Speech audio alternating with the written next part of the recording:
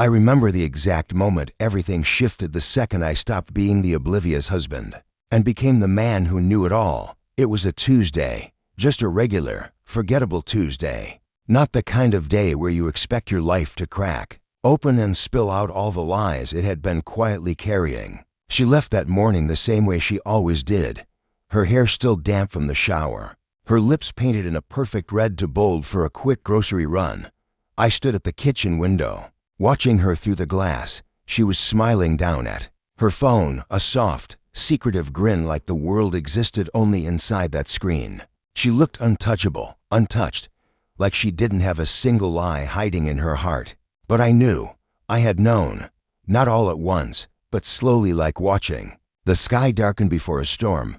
It started with little things, missed calls that didn't make sense, a password suddenly appearing on a phone that used to lie open between us like it held no secrets, laughs that used to include me now drifting toward someone else, someone I couldn't see. I kept telling myself I was being paranoid, just tired, or working too much, maybe letting distance build up where love used to live. I wanted to believe it was nothing, I really did. And then, one night, I woke up and heard her whispering in the hallway. Her voice low, careful, intimate.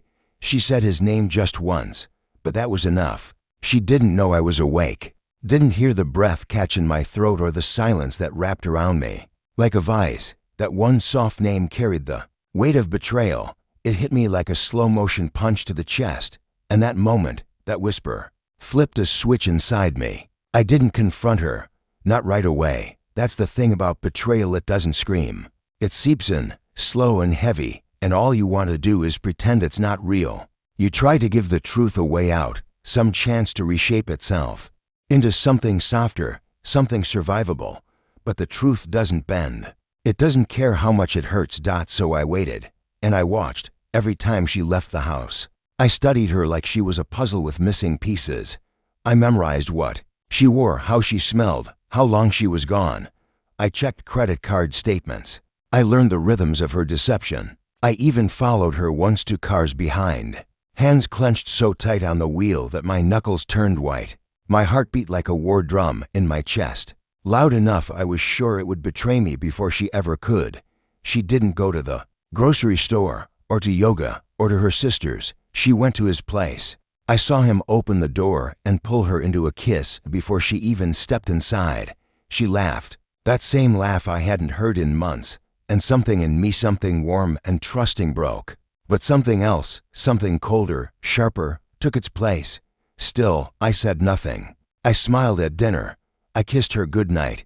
I asked about her day, let her paint her lies right across my face.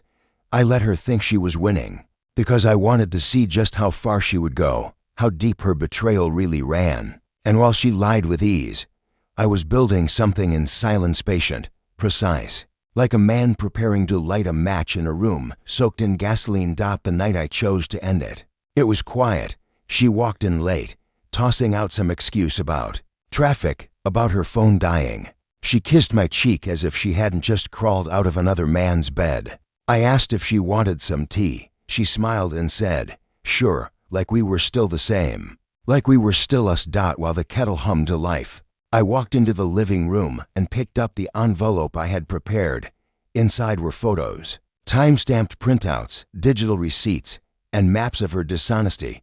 A blueprint of betrayal, assembled piece by painful piece. I handed it to her without a word. She smiled, thought it was a love letter, maybe an anniversary surprise. Her fingers tugged open the seal gently, still carrying that smug calm. But that smile, it didn't last long. The first photo showed her stepping into his apartment. The timestamp said it all. The second showed his hand wrapped around her waist. The third, her car parked outside his place, past midnight. She went pale. Her jaw dropped slightly.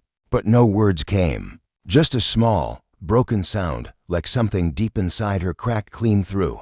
I didn't yell. I didn't cry. I didn't throw a single thing. I just stood there, steady, watching the truth hit her like a wave she never saw coming. She whispered, "How long have you known?" I said, "Long enough to know you were never mine to begin with." Silence followed, thick, suffocating, and then the tears came, the apologies, the pleading. She called it a mistake, said she didn't mean to fall for him, that it just happened. But I didn't need her reasons. I didn't need her guilt. She had already taken everything she could from me, and I had let her, until now. She thought I'd never figure it out, that I was too soft, too slow, too blinded by love. But I had known for longer than she could imagine. I had studied her betrayal like a science, and when the time was right, I handed her the mirror she'd spent months avoiding, let her see every scar she carved without ever lifting a blade. She moved out 2 days later, left behind a sweater draped over a chair, a toothbrush in the bathroom, and a version of herself I never really knew. And me, I haven't looked back once, because sometimes the most powerful thing you can do isn't to fight or scream or even forgive. It's to let them destroy themselves with their own lies and just watch.